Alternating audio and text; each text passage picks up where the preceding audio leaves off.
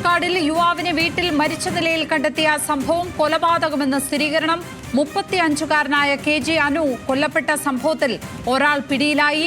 ഈ മാസം 16-നാണ് അനുവിനെ ആളൊഴിഞ്ഞ വീട്ടിൽ മരിച്ച നിലയിൽ കണ്ടെത്തിയത്. വിവരങ്ങളുമായി കൊച്ചിയിൽ നിന്ന് സഹിൻ ആന്റണിയാണ് ചേരുന്നത്.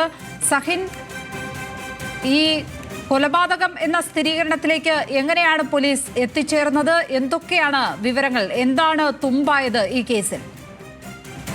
ലക്ഷ്മി സൂചിപ്പിച്ചതുപോലെ തന്നെ ഇതൊരു കൊലപാതകമാണെന്ന് ആദ്യം പോലീസിന് മനസ്സിലായിരുന്നില്ല. കഴിഞ്ഞ 16-ാം തീയതി ആയിരുന്നു ഈ ഒരു മരിച്ച നിലയിൽ അനു എന്ന് പറയുന്ന 35 വയസ്സുകാരനെ മരിച്ച നിലയിൽ കണ്ടെത്തിയത്.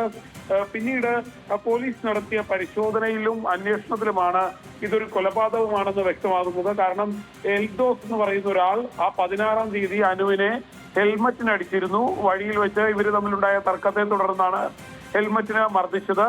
ഈ മർദ്ദനമാണ് അനുവിന്റെ മരണകാരണമെന്നാണ് വ്യക്തമാകുന്നതും. മാത്രമല്ല, അന്ന് പിറ്റേ ദിവസം ആളൊഴിഞ്ഞ വീട്ടിൽ ചോര ഛർദ്ദിച്ച് മരണപ്പെട്ട നിലയിലായിരുന്നു അനുവിനെ കാണപ്പെട്ടത്. അതേ തുടർന്ന് പോലീസ് അന്വേഷണം നടത്തുകയായിരുന്നു. ഈ അന്വേഷണത്തിനൊടുവിലാണ് ഈ അനുവിനെ എൽദോസ് ഹെൽമറ്റിനടിക്കുന്ന ദൃശ്യങ്ങളും ഒപ്പം തന്നെ റോഡിൽ ബോധം നശിച്ച് അനു കിടക്കുന്ന ദൃശ്യങ്ങളും എല്ലാം പോലീസിന് ലഭിച്ചത്.